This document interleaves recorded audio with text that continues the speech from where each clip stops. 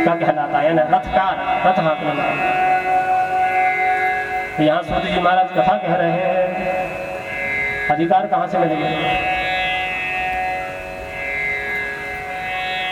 सूत जी महाराज कथा कह रहे हैं प्रतिलोम जाति से होके ये अधिकार कहाँ से मिले? तो कथा आती है कि यह जो सूत जी हैं साधारण सूत नहीं है, इनका जन्म दिव्य जन्म कैसे है? तो पृथु जी महाराज एक बार यज्ञ कर रहे थे। यज्ञ करते करते ब्राह्मण की अग्नि में क्षत्रिय रूपी आहुति दे दी गई, जिसके प्रभाव से सूत जी का जन्म हो गया। ब्राह्मण जो अग्नि थी वह में स्त्री का स्वरूप मानी जाती थी, और जो आहुति दी गई वह वीर्य के रूप में। इस संज्ञा को लेते हुए प्रतिलोम ये वचन हुआ, तो उससे उत्पन्न बालक को सूत कहा गया। तो सूत का अधिकार पुराणों में, और केवल वही रोमहर्षण सूत है उनका ही अधिकार, क्योंकि उनका जो जन्म है क्या है वह दिव्य है। भगवान का भी जन्म कर्म च में दिव्यम, भगवान का भी जन्म कर्म क्या है वह भी दिव्य है। इसलिए उनका अनुकरण हमको नहीं करना चाहिए, क्योंकि उनका सब कुछ दिव्य ही। इस प्रकार से भाई जो सूत जी महाराज है वह आसीन थे, और यहाँ पर बलदेव जी समझ नहीं पाए बात को, और उन्होंने देखा कि ब्राह्मणों के बीच में ये सूत बैठा हुआ है और ब्राह्मणों को प्रवचन दे रहा, ऊपर बैठकर क्रोध में आ और एक सीख निकाल करके मार दी। मारने से उनका वध हो गया।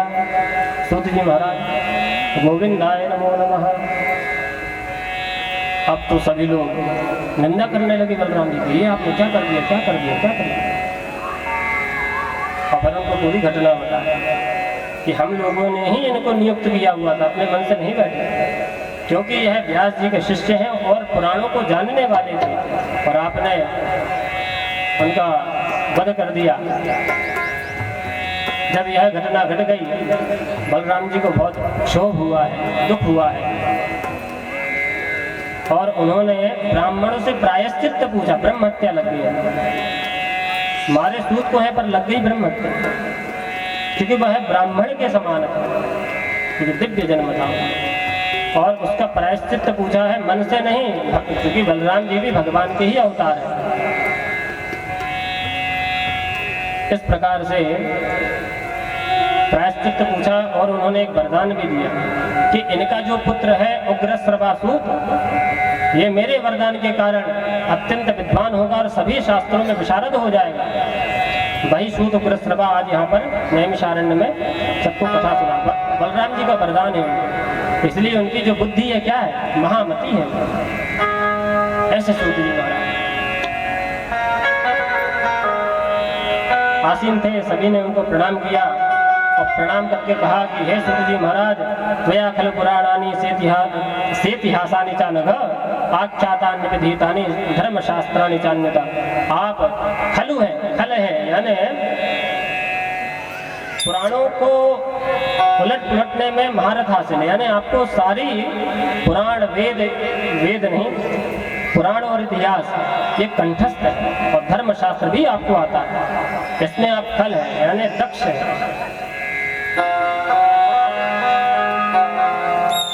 इस प्रकार से उनको श्रेष्ठ बताते हुए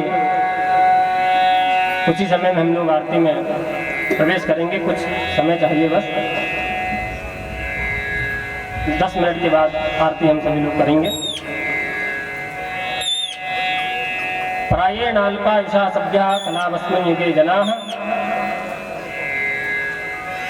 मंदासमंदमतयो मंदभाग्य विपत्ता। कलयुग में मनुष्य की जो आयु है ये 16,88,000 इसे सूत जी कह रहे हैं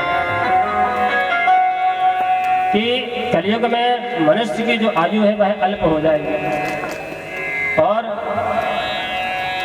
उनकी मति जो है मंद हो जाएगी, मंदा सुमंद मतयो, और वह मंद भाग्य वाले हो जाएंगे। इस प्रकार से जब उनकी आयु कम हो जाएगी और बुद्धि मंद हो जाएगी तो निश्चित रूप से वह पाप करेंगे, क्योंकि बुद्धि छोटी हो गई, तुच्छ हो गई। तो हम यह जानना चाहते हैं, भूरिनी भूरि कर्माणि श्रोतव्यानि विभागतः अतः साधोत्र यत्सारं समुद्धृत्य मनीषया। ऐसा क्या कर्म किया जाए कि उनके सभी पाप नष्ट हो जाए और यथा सारम समुद्धृत्य, ऐसा कोई सार बताइए। हे मनीषी, मनीषी विद्वान को बोलते हैं, जो मीमांसा इत्यादि में जिसकी गति हो वही मनीषी। ब्रूहिणस्त्रदानानाम येन आत्मा संप्रसीदति, ऐसे उनसे प्रश्न करते हुए शौनक आदि 88,000 ऋषि कहते हैं कि महाराज हम आपसे 6 प्रश्न करना चाहते हैं। मैं 6 प्रश्न कौन कौन से हैं? तो 6 प्रश्नों का विवरण देते हुए शौनक आदि 88,000 ऋषि कहते हैं, किं श्रेयः शास्त्रसारः कः स्वावतार प्रयोजनम किं कर्म देवताराश्च धर्मः का शरणं गतः। हे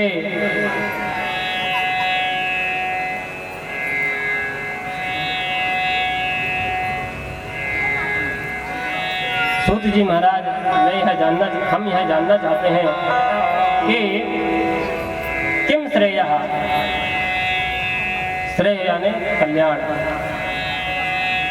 कि प्राणी मात्र का श्रेय कैसे हो, कल्याण कैसे हो, यह हमको बताइए। 6 प्रश्नों में यह पहला प्रश्न। और दूसरा प्रश्न कहा शास्त्र सारा कहा,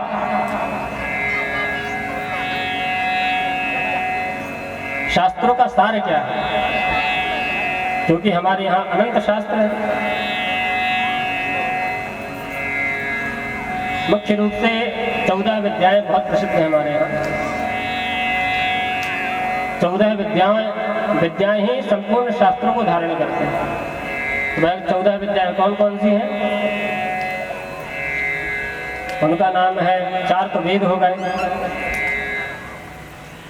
4 वेद, 6 शास्त्र, ये अलग अलग विद्याएं हैं। 4 एक वेद एक विद्या, तो ऐसे 4 वेद 4 विद्या, 6 शास्त्र एक एक शास्त्र एक एक विद्या, और पुराण एक विद्या। हम कल बता रहे थे कि इस समय भारत में 60 पुराण उपलब्ध हैं, तो उस एक विद्या में 60 पुराण आ जाते हैं। और पुराण ही नहीं आते, जो 2 इतिहास भी हैं, महाभारत और रामायण, वह भी एक विद्या पुराण में ही आ जाते हैं। और यह 11वीं विद्या हुई। 12वीं विद्या है न्याय शास्त्र, न्याय। और जो 13वीं विद्या है वह है मीमांसा। 14वीं विद्या है, इन सबको मिलाकर के एक बना है धर्मशास्त्र। 14वीं विद्या धर्मशास्त्र। अब 4 वेद हैं, 4 वेद के 4 उपवेद भी हैं, और 4 वेद में जो ऋग्वेद है उसकी 21 शाखाएं हैं, और जो दूसरे नंबर का वेद है यजुर्वेद, उसकी 101 शाखाएं हैं,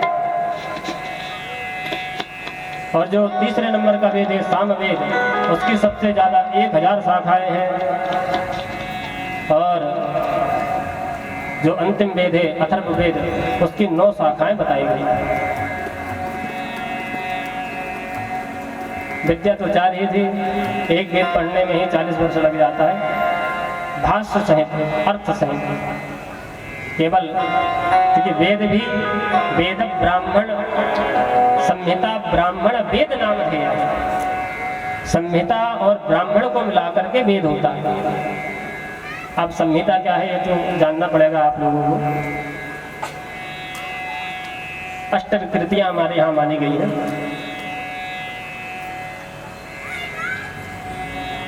तो बताएंगे तब भी तो समझ आएगी नहीं, परंतु बताना तो है ही।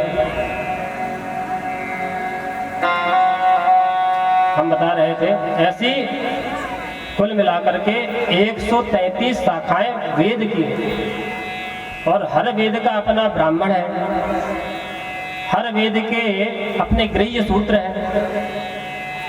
तो शास्त्र तो अनेक है, इसीलिए तो यहाँ पर प्रश्न है कि शास्त्र सारा है कहा, क्योंकि इतने सारे शास्त्र हैं। अब आप इसमें आ जाइए, शास्त्रों में सबसे पहले शिक्षा है। आजकल शिक्षा हम दूसरी किसी को कह रहे हैं, शिक्षा हमारा शब्द है, आधुनिक विद्वानों का शब्द शिक्षा नहीं है, शिक्षा हमारा शब्द है। क्योंकि शिक्षा शब्द हमारा जो है वह केवल जो वेदों से संबंधित स्वर वर्ण को दर्शाती है उसी को हम शिक्षा कहते हैं। उसके अन्यत्र हम ज्ञान कह देते हैं, विद्या कहते हैं, पर शिक्षा नहीं कहते हैं। क्योंकि शिक्षा नामक हमारे यहाँ एक विद्या ही है, एक शास्त्र है जिसमें मात्रा वर्ण पाई यह बताया गया कि ऊपर ऐसे हाथ करो नीचे जाओ, यह सब जो बताया गया है, ऐसी 250 शिक्षा वर्तमान में उपलब्ध है। एक समय था जब हर वेद की एक शिक्षा यानी हर शाखा की एक शिक्षा उपलब्ध थी, जितनी शाखाएं उतनी शिक्षा, परंतु वर्तमान में सबका लोप हो गया। इसी प्रकार वेद की भी 133 शाखाएं थी, पर वर्तमान में ऋग्वेद की एक शाखा उपलब्ध है, यजुर्वेद की 2 शाखा उपलब्ध है, सामवेद की 3 शाखा उपलब्ध है और अथर्ववेद की भी 2 शाखा उपलब्ध है। इनसे विकृति पद्धतियां अलग भी है, परंतु मुख्य रूप से यही शाखाएं हैं। और हम शिक्षा के बारे में बता रहे थे। शिक्षा के बाद आता है व्याकरण। व्याकरण में भी कई सिद्धांत हैं, प्रौढ़ मनोरमा आदि अनेक ग्रंथ हैं। व्याकरण, केवल व्याकरण पढ़ने में ही 20 साल व्यक्ति को लग जाता है। इसी प्रकार ज्योतिष है, ज्योतिष में भी बृहद ज्योतिष, अंक ज्योतिष, ये ज्योतिष वो ज्योतिष, बहुत सारी ज्योतिष है। और निरुक्त जो वेदों का अर्थ करता है, इसको निघंटु भी कहते हैं। जैसे अब हमको पृथ्वी का अर्थ, क्योंकि वेदों में अनेक प्रकार की संज्ञाएं किसी भी पदार्थ के लिए की गई है। जैसे निघंटु में कहा गया गो गमा क्षमा क्षति छोणी अग्नि पृथ्वी इत्यादि, ये सब पृथ्वी के ही नाम है। तो यह जो नाम है वेदों में कहीं पर भी कोई भी आ सकता है। आपको समझना पड़ेगा निघंटु के माध्यम में पृथ्वी के लिए किया जा रहा है। तो ऐसा निरुक्त शास्त्र है। फिर छंद शास्त्र वह बताता है कि हमको कितना, मतलब कितने पद में हमको रुकना है, कहाँ यति देना है, कहाँ पर ऊंचा स्वर करना, कहाँ नीचा स्वर करना है, यह बताने वाला छंद शास्त्र, ये वेदों से संबंधित है। ऐसे षड दर्शन और फिर पुराण के तो हमने बात आपको बताई दी। और जब न्याय शास्त्र की बात कर रहे हैं तो षड दर्शन वो भी 6 दर्शन है, सांख्य दर्शन आदि। और फिर मीमांसा में भी उत्तर मीमांसा और पूर्व मीमांसा, 2 मीमांसा है। और धर्मशास्त्र तो 18 लोगों के प्रसिद्ध है।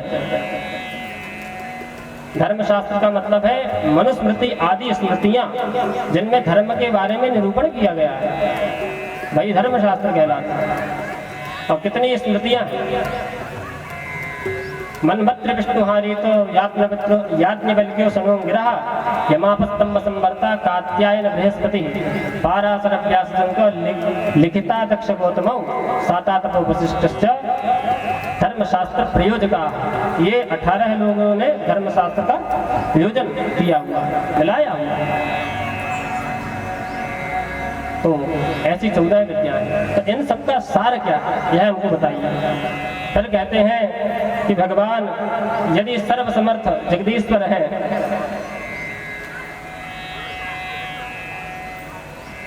तो वह अवतार क्यों लेते हैं? क्योंकि जिनके संकल्प मात्र से संसार रच जाता है, तो वह चाहे तो संकल्प मात्र से रावण कुंभकर्ण आदि को मार भी सकते हैं, परंतु अवतार क्यों लेते? क्या प्रयोजन, किम प्रयोजन? और फिर बताते हुए कहते हैं चतुर्थ प्रश्न में यदि भगवान अवतार भी लेते हैं तो उनके कितने अवतार हुए, इसके बारे में हमको बताइए। और 5वें प्रश्न में कहते हैं कि जीव का परम लक्ष्य क्या है, जीव को क्या करना ही है बताइए। और ये सब प्रश्न हमारे लिए पूछ रहे हैं, क्योंकि वो तो सत्र में बैठे ही उनको उद्धार तो होना ही है, परंतु मनुष्य के कल्याण के लिए प्रश्न वह कर रहे हैं। और फिर कहते हैं, अंतिम प्रश्न करते हुए कहते हैं, धर्म का शरणं गतः, जब भगवान इस धराधाम को छोड़ के चले जाते हैं तो धर्म किसके शरण में जाता है। इस प्रकार 6 प्रश्नों को सौनक आदि 88,000 ऋषि पूछते हैं और कल से हम उन उत्तरों को सुनना प्रारंभ करेंगे। आज आइए हम सभी लोग भगवान नाम संकीर्तन करें, तत्पश्चात आरती। श्री राम जय राम जय जय राम, श्री राम